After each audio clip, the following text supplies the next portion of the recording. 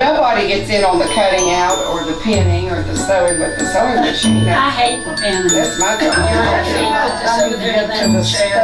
Does it seem safe enough? Well, I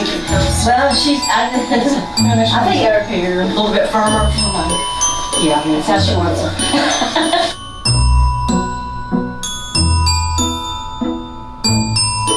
So I made 50 pillows, took them up to the David Lee Cancer Center, and the response was overwhelming because they had never seen anything like these. They've seen the heart pillows and the breast cancer pillows, but these were totally different. So they put them behind their head when they're sitting in those chemotherapy chairs. And it just gives them comfort. But anyway, they bring it back with them then each time they come for a treatment. This thing just explodes. Oh my word, it does. And when I took the first bunch up there in 2 days, she called and said they were all gone. And I knew that I would not be able to afford to make them on my own. And so she said people wanted to buy them, and I said, no, that's not what we're going to do. So I went to my church and asked them if, we could start a ministry. And so people just started donating.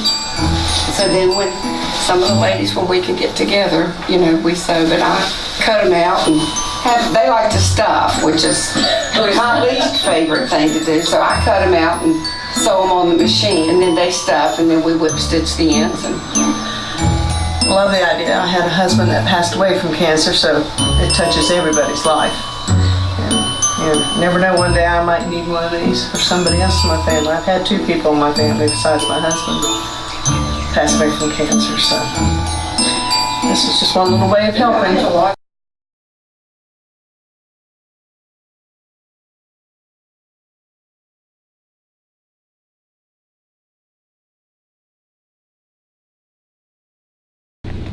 this is the material that we bought, and it's flannel, and it's in whimsical patterns.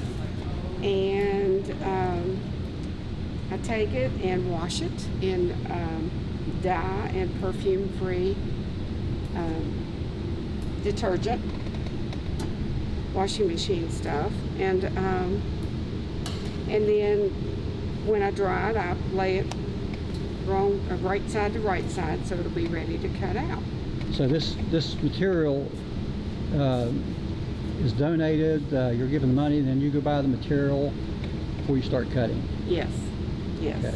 People give me the money, and then I wait for it to go on sale, and I try to get as much as I can. And we take the material, and we have a pattern for the pillow, and we lay the pattern on here, cut it out,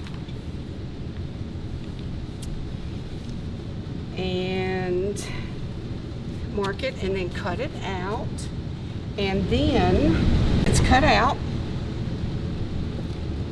Then we take pins and pin it.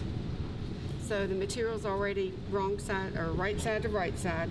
We put pins in and leaving an opening at the top for the stuffing to be put in. And do a bunch of those and get them piled up. And this is the step where Pam's taking the ones that are cut out and she's inserting the pins and then making a pile of those, and then those will go to the sewing machine.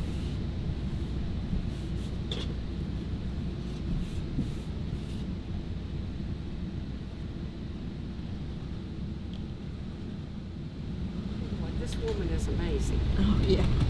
She's amazing. Okay, you ready? Right. So then the next step is June takes the pillows and she is putting them in the, you want to take one? Uh-huh. And she is starting at the opening. Right here. And she's going to back stitch and stitch all the way around, about 1/4 of an inch. And then when she gets to the other opening, she's going to turn the machine around and she's going to sew it right back. We double stitch them so that they are in the washing machine and washed. These are for chemotherapy patients, and so we try to keep them as sterile and wash all the chemicals out to begin with, and then keep them as sterile as we can. And then they go to the patients at the hospital.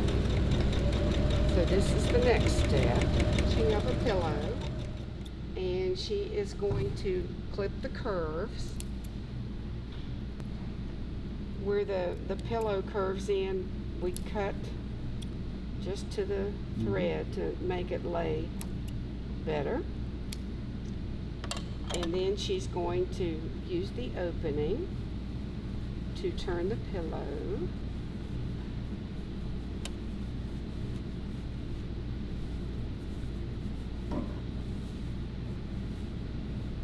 Now the little cuts you made, that's on the inside, so you don't see it. So Right. what does that do? It helps the pillow bend easier? Well, because when material has a curve on it, it won't stretch out. You know, it won't lay flat like it should. So if you give that put a little clip in there, it makes that material kind of lay down flat. Okay. And that's the finished product. And there's ready the to start. finished product. Okay, so after they're sewn, clipped, and turned, then they are given to the stuffer. And this is polyurethane fiber fill, and It's non-hyperallergenic or something like that? it's non-hyperallergenic and stuffing stuff.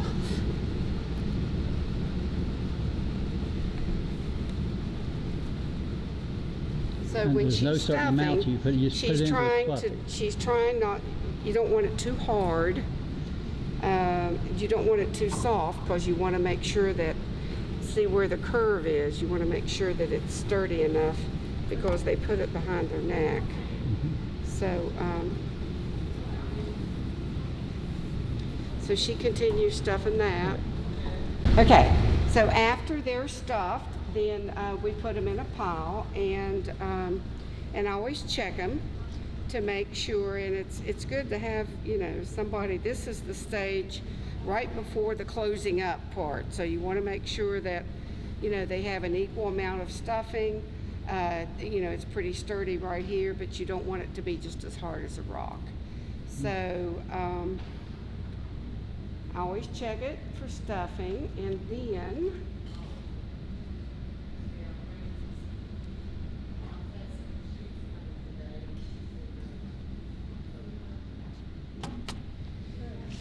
we're ready for the next to the final step, and that is this raw edge on this opening needs to be turned under and pinned.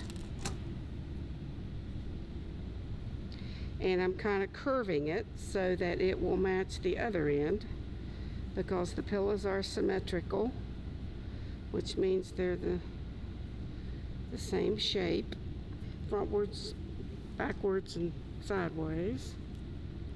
So then you continue to pin this, and it will end up looking like this. This one's not pinned, this one. Here's one that's pinned. Here's one where I've pinned it. And then you take a needle and thread. It's a hand sewed in the last part. And you hand sew. All right.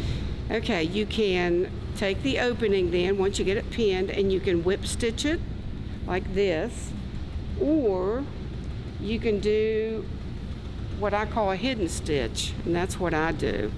And you put the material or the needle in here, and you sew both sides, and that way you can't see the stitching. So it's called a hidden stitch. So that's what you end up with, and then we take them to the hospital, and they are to put behind the patient's head like this. Okay. While they're taking chemotherapy. While they're taking chemotherapy, because some of them have to sit there for hours upon hours. Okay. And it provides them Comfort.